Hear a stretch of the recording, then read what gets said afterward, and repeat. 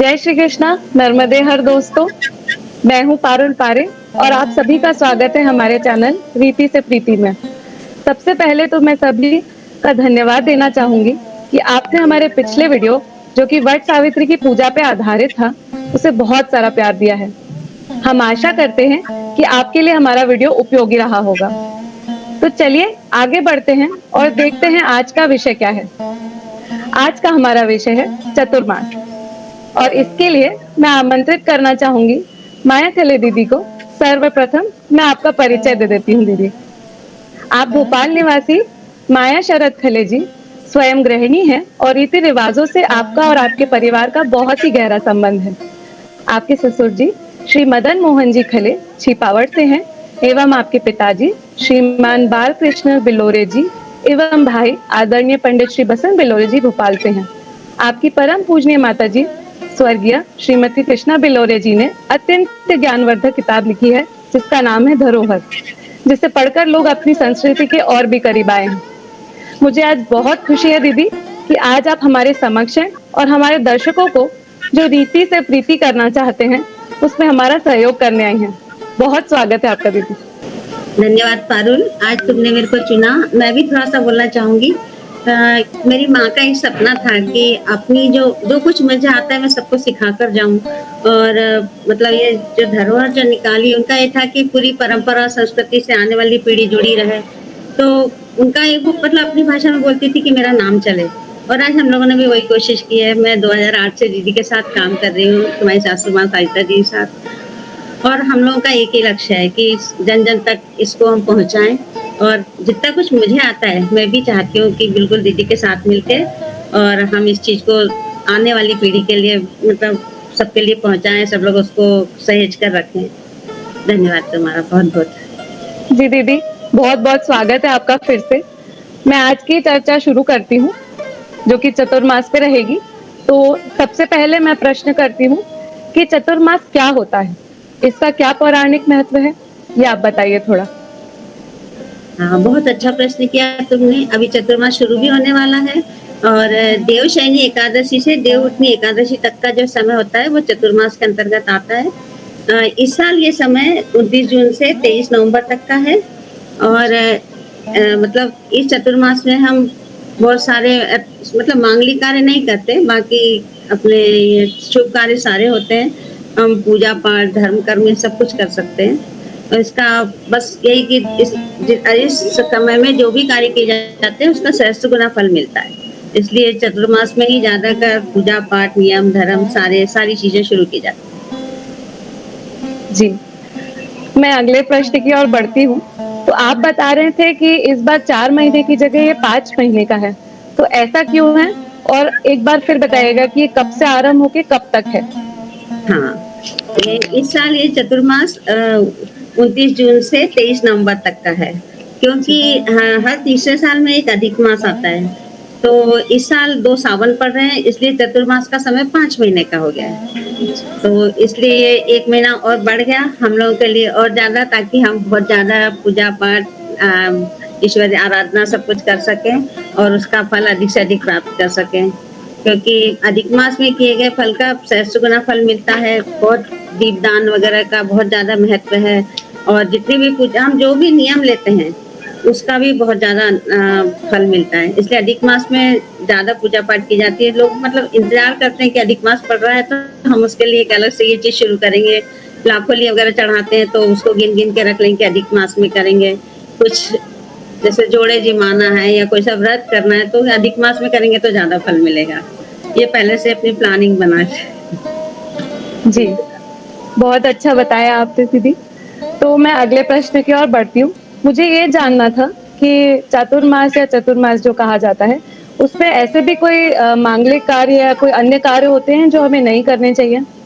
हाँ, चतुर्मास में शुभ कार्य सब होते हैं लेकिन मांगलिक कार्य नहीं होते। मांगलिक कार्य से अंतर मतलब शादी ब्याह जनेऊ वगैरह ये नहीं कर सकते हैं। वो इसलिए कि ईश्वर उस समय क्षीर सागर में रहते हैं। वो माता लक्ष्मी और विष्णु जी का हमको ज्यादा सानिध्य प्राप्त नहीं होता, इसलिए मांगलिक कार्य नहीं होते। शुभ कार्य तो सब कुछ करो, जितना अच्छा। तप कर सकते हैं, ध्यान कर सकते हैं, पूजा पाठ अपना पुराण पढ़ना या कोई से भी व्रत नियम, वो सारे सब कुछ हम कर सकते हैं। तो दीदी जो आप चतुर्मास के कार्य बता रही हैं, उसे थोड़ा हमें विस्तार से बताइए कि क्या-क्या किया जा सकता है? हाँ बेटा, ये आपने बहुत अच्छा प्रश्न किया है। चतुर्मास में हम लोग मतलब गृहिणियाँ पहले से ही तैयार रहते हैं कि हमें ये शुरू करना है, प्लानिंग बना के चलते हैं। तो चतुर्मास में सबसे पहले तो देव देव सोनी 11 से ही हम लोग शुरू करते हैं। सबसे पहले तो तुलसी के फेरे, तुलसी का बहुत महत्व है इस समय पे, और क्योंकि भगवान विष्णु को बहुत ज़्यादा प्रिय है। कहते हैं ना तुलसी माता तुम सुखदाता, तुम कृष्णा की प्यारी, हम तुमको दिया लगाएँ, तुम राखो लाज हमारी। महाप्रसाद जननी, सुख सौभाग्यदायिनी, आदि व्याधि विनाशाय तुलसी माता नमस्कार। तो रोज तुलसी को जितने बन सके उतने फेरे दो। चाहो तो भगवान मतलब कान्हा जी को, लड्डू गोपाल को उनमें बैठा लो, या शालिग्राम को बैठा के जितने बन सके उतने फेरे दो। अब आज पहले हम लोग जैसे हम जो गृहिणी, हम तो काफी अच्छे से तैयारी करके कि हमको पूरी पूजा पाठ वहां पर करना है, भगवान को स्नान चंदन चावल सब कुछ करके। और पर अगर कामकाजी महिलाएं, उनके पास समय नहीं है, तो वो मात्र 5 फेरे भी लगा देंगे तो काफी है। और तुलसी में एक मतलब रोज 4-5 चूड़ी रोज रखते हैं कि रोज तुलसी माता को चढ़ाएं, और वो हम इकट्ठी जब हो जाती है तो हम सारी सुहागनों में बांट दें, तो वो एक चूड़ा दान हो जाता है। चुनरी चढ़ाना तुलसी को, तो ब्लाउज पीस में सारी सुहाग सामग्री रख दिया, खाली ब्लाउज पीस रख दिया, वो फिर इकट्ठे 3-4 महीने के हो गए या महीने भर के भी हो गए, 1 महीना भी चढ़ाया, अधिक मास का महीना तो भी काफी है, और वो फिर सब सुहागनों को बांटे। तो उसका भी हमें मतलब जब मैं कह रही हूँ अधिक मास में बहुत ज्यादा फल मिलता है, सहस्त्र गुना, तो वो इस यही सिद्धांत पे चलते हैं हम लोग ये वाला व्रत करते हैं। एक है अन्नपूर्णा की गोद भरना। तो माता अन्नपूर्णा की मूर्ति तो होती है घर में, जनरली अपन लोगों के यहाँ सभी के यहाँ होती है। नहीं भी हो तो लक्ष्मी जी है, जो भी देवी है, पर अन्नपूर्णा है तो उनकी उन्हें नहलाया धुलाया, चंदन लगाया, उनकी कड़छी में एक चावल रखना बहुत जरूरी होता है, खाली नहीं रखते। और उसके बाद में उनको एक प्लेट में एक ब्लाउज पीस के ऊपर बैठा लेते हैं, और डेली 1 मुट्ठी चावल, 1 मुट्ठी गेहूं और 1 हल्दी की गांठ, ये अन्नपूर्णा के सामने रखते हैं। तो अन्नपूर्णा की गोद भरने वाला व्रत होता है, क्योंकि गेहूं सुख समृद्धि का और वंश वृद्धि का प्रतीक है, और हल्दी धन धान्य शुभ कार्य में हम लोग हल्दी को सबसे पहले लेते हैं। तो ये दोनों माता अन्नपूर्णा को अर्पित किए जाते हैं। ये अन्नपूर्णा का गोद होता है, अन्नपूर्णा की गोदी भरना। एक व्रत होता है भंडार मुट्ठी, उसमें भी भगवान के सामने, कान्हा जी के सामने 1 मुट्ठी गेहूं और 1 सिक्का, वो रोज भगवान को जब अपने नहलाया और सब अपना हलावा चंदन चावल उनको हल्दी सब चढ़ा के फूल वगैरह चढ़ाने के बाद में फिर भगवान के सामने 1 मुट्ठी गेहूं और 1 सिक्का भगवान के सामने रखते हैं। डेली डेली वो इकट्ठा करते जाते हैं, एक किसी बर्तन में या किसी घड़े वड़े में, और उसको भी फिर इकट्ठा या तो किसी मंदिर में दे दो, या किसी सुहागन स्त्री को दे दो, कोई अपने घर आई बहन बेटी उनको दे दो, तो वो भी एक तरह से दान है। ये सब नियम से बनते जाते हैं, और जब तक हम किसी नियम से नहीं बनेंगे तो हम कुछ नहीं कर पाएंगे। भले वो 5 मिनट की पूजा है, लेकिन एक नियम रहता है कि हमें सुबह उठ के से भगवान का झाड़ू पोछा करते 4 मिनट। तो हालांकि अपने घर में 3-4 लोग हैं, अपन लोग कोई भी करते, पर एक नियम हमने लिया है, तो रोज सुबह से भगवान की साफ सफाई, वहाँ की झाड़ू, वहाँ पर पोछा, वहाँ पर रंगोली, ये हमें करना है। तो और फिर 4 महीने के बाद में फिर हम एक पीतल की गंजी या स्टील की, जैसे भी एक गंजी और एक कपड़ा, वो किसी को भी दान कर देंगे मंदिर में या पंडित जी को। तो वो भी एक मतलब एक व्रत के उसमें लेते हैं हम। एक व्रत होता है नारायण तारण। अच्छा। थोड़ा सा कठिन है आज के बच्चों के लिए, पर इतना भी नहीं, अगर चाहे तो कर सकते हैं। उसमें नारायण में सुबह से खाना खाना है, मतलब सुबह यानी सूर्योदय होने के बाद में सूर्य के उसमें, और तारायण में रात होने के बाद, मतलब पहले। तो एक दिन जैसे आज सुबह खा लिया अपन ने, आज दोपहर में खाना खाया, तो दूसरे दिन हम रात को खाएंगे। फिर शाम को कुछ भी फल वगैरह ले लो, दूध ले लो, ऐसे ही दूसरे दिन सुबह से कुछ ऐसा ले लो, लेकिन अन्न नहीं। ये नारायण तारायण है, ये भी भगवान विष्णु को ही समर्पित है। फिर आता है जैसे 4 महीने 4 दाल छोड़ते हैं कई लोग, कि हम 1 महीने 1 दाल नहीं खाएंगे, 1 महीने से सावन में हमने तुअर दाल नहीं खाई, भादों में मूंग की दाल नहीं खाई, कुंवार में उड़द की नहीं खाई और कार्तिक में चना दाल। तो एक-एक महीने चना और इनसे बने व्यंजन। जैसे तुअर दाल नहीं खा रहे तो तुअर दाल के तो खैर दाल से ही अपने सांभर वगैरह ये चलता है। पर बाकी मूंग दाल में से बड़ी वगैरह नहीं खाना, मूंग की मंगोड़ी वगैरह, मूंग से बने व्यंजन भी नहीं। ऐसे ही उड़द में भी इडली वगैरह नहीं, अपना बड़ा सांभर बड़ा, दही बड़ा ये नहीं खा सकते। दाल तो वैसे कभी बनाते हैं। और एक-एक महीने ये दाल नहीं खाना है, इनके बदले में कुछ और चीज़ें खा लो और फिर 4 महीने की चारों दालों को 1-1 किलो या जैसे आपसे बने आपकी श्रद्धा अनुसार वो भी दान करनी है। अच्छा। तो एक व्रत है, 4 रस छोड़ना, ये बहुत बड़ा है। मतलब इसमें 1 महीना 1 रस नहीं, 4 रस में आता है घी, तेल, नमक और शक्कर। तो 1 महीने घी नहीं खाना है, जैसे सावन के महीने घी और घी से बनी चीज़ें, वो हाथ नहीं लगाना। तो फिर फ्राई करते हैं अपन तो तेल में कर लो, किसी भी चीज़ को लेकिन घी। ऐसे ही भादों में तेल नहीं खाना है, तला हुआ कुछ नहीं, घी तेल से बनी कोई चीज़ नहीं। और कुंवार में नमक, वो थोड़ा-सा कठिन है कि नमक के बगैर नहीं चलता काम, तो वहाँ पे फिर थोड़ा संशोधन है कि आपने जितने दिन आपसे सध रहा है 5 दिन, 7 दिन, उतने दिन खा लो, नहीं खाओ, फिर बीच में थोड़ा-सा खा लो क्योंकि बिना नमक के हमारा नहीं रह सकते।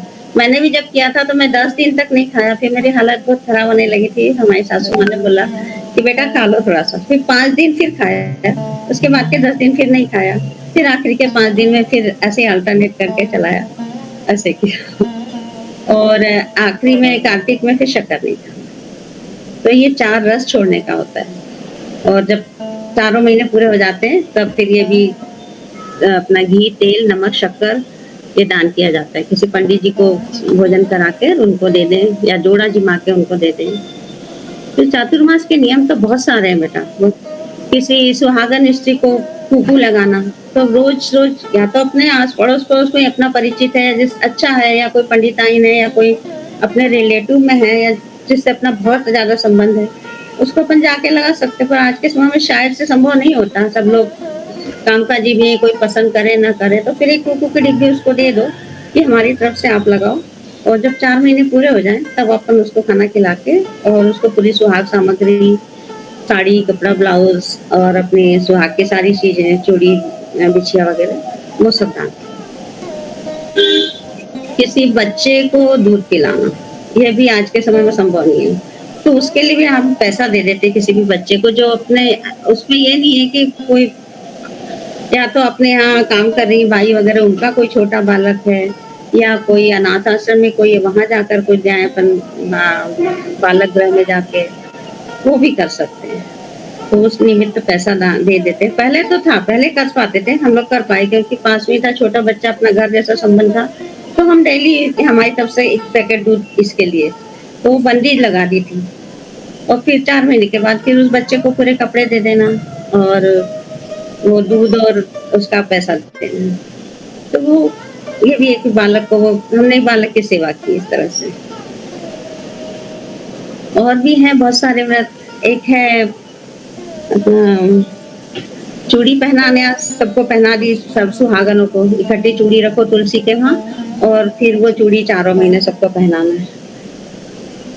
4 पातल में खाना खाना, जैसे सावन के महीने में अपने केले की पातल, भादव के महीने में अपनी खाकरी की पातल, पलाश जो होता है, भादव के महीने में कमल की और कार्तिक में आम की।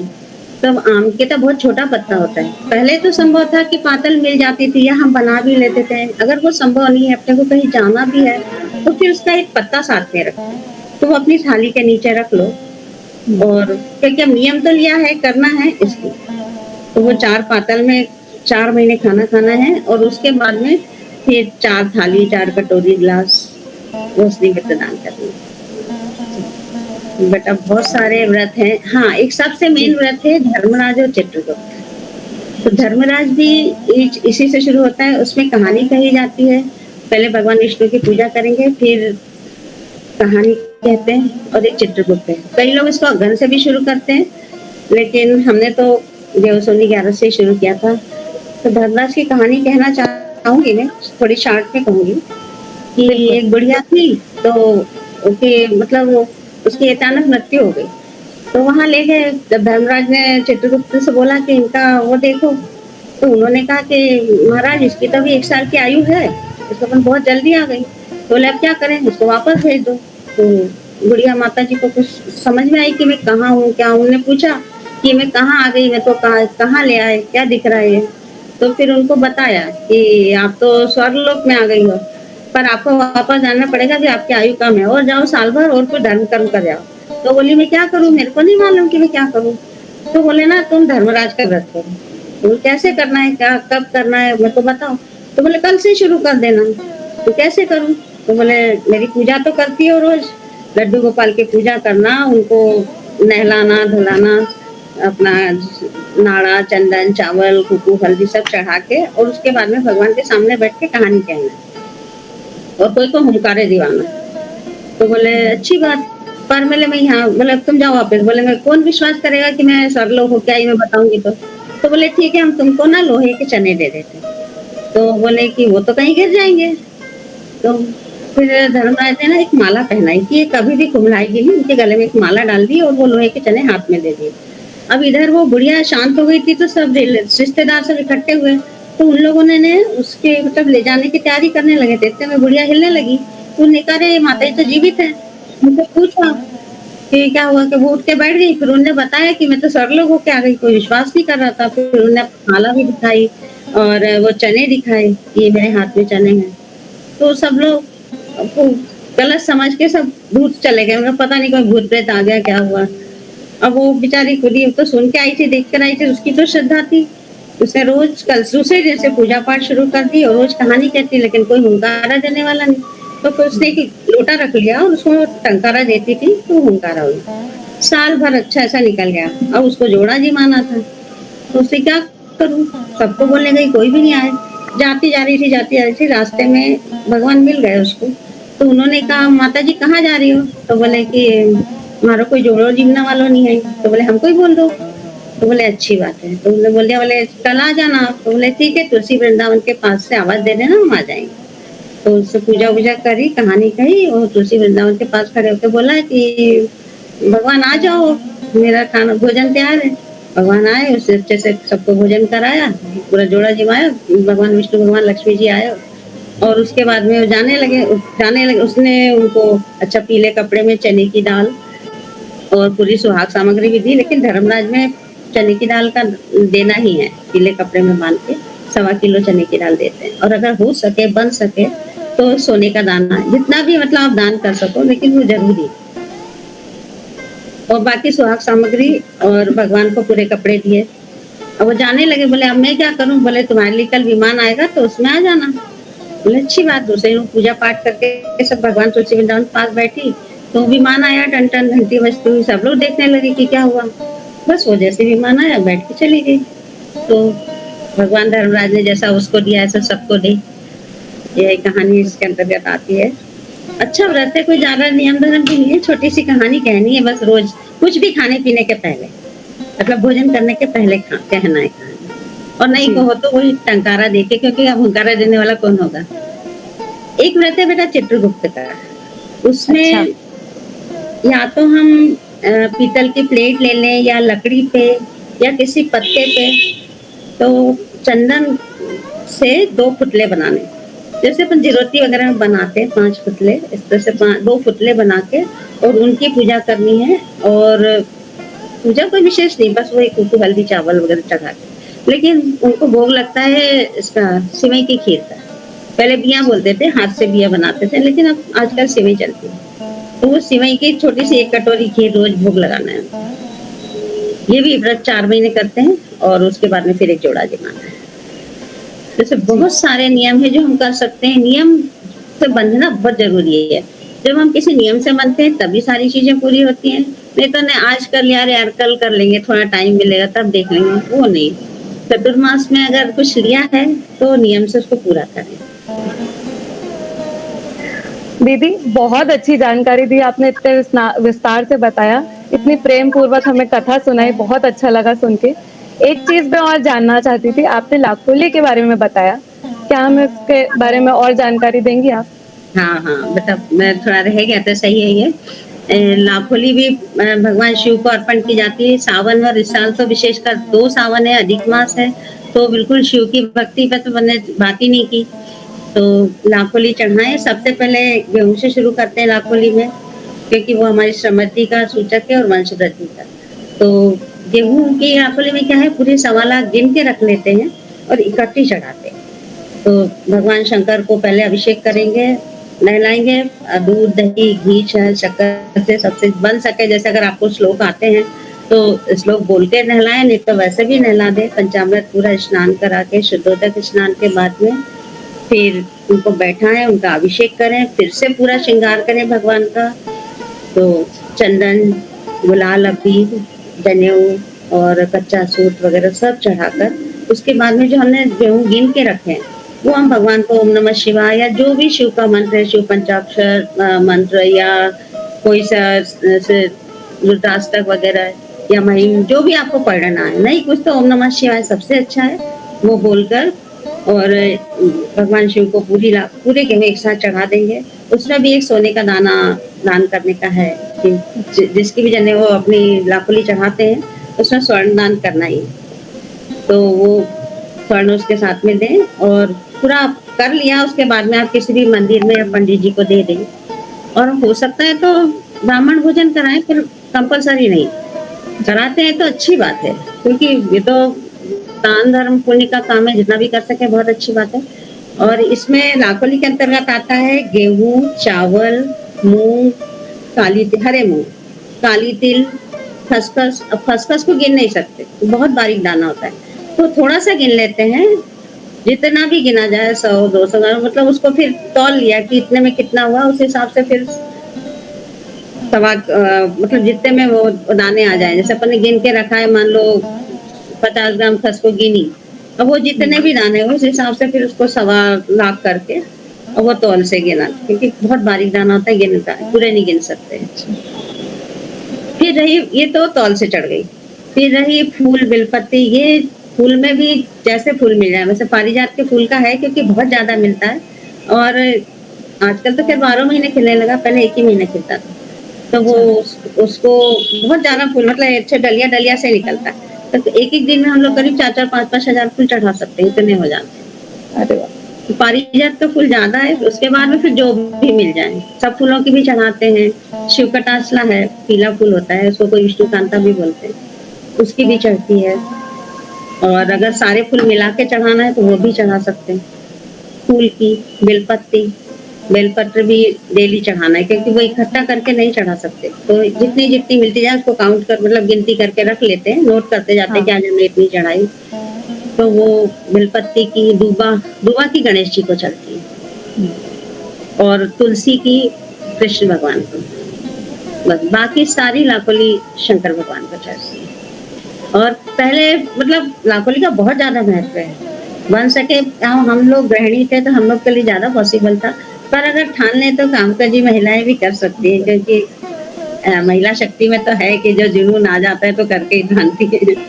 बिल्कुल। दान का है, बत्ती की भी चढ़ाते हैं।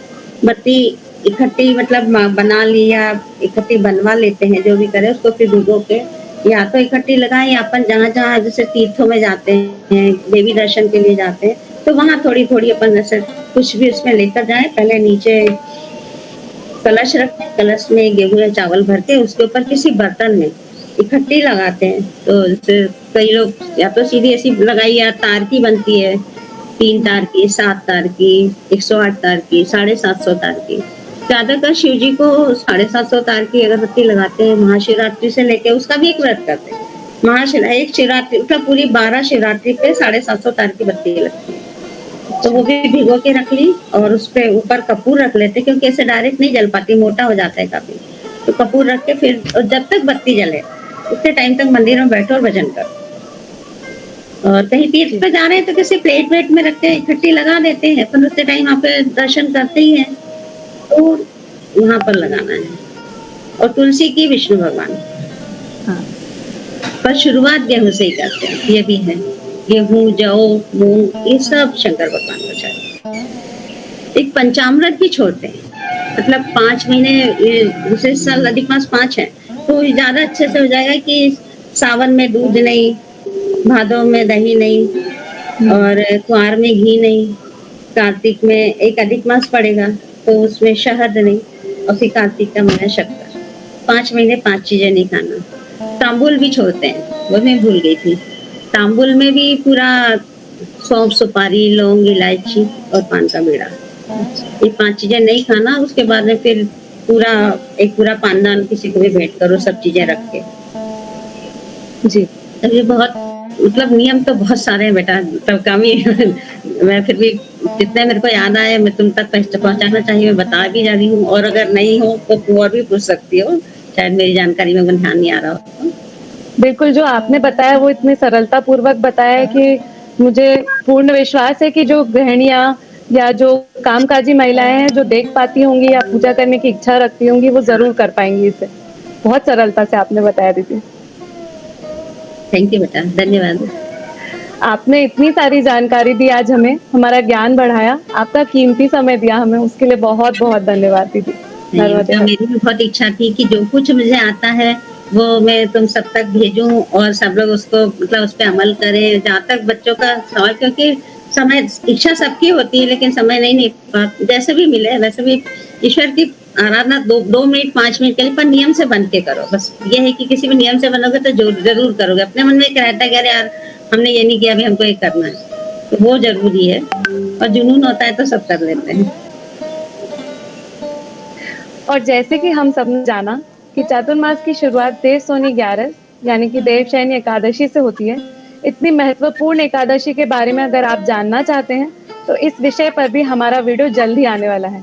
उसके लिए आप बेल आइकन वाला बटन ज़रूर प्रेस करिएगा, ताकि हमारे अगले वीडियो का नोटिफिकेशन आप तक ज़रूर आए। दोस्तों, मुझे पूरा विश्वास है कि आप सब इस वीडियो को सुनेंगे, समझेंगे और आने वाले चतुर्मास का सदुपयोग अवश्य करेंगे। अगर आपको ये वीडियो पसंद आया हो तो इस वीडियो को लाइक और शेयर ज़रूर करिएगा। और हाँ, हमारे चैनल को सब्सक्राइब करना मत भूलिएगा। इसी के साथ मैं विदा लेती हूँ। जय श्री कृष्णा।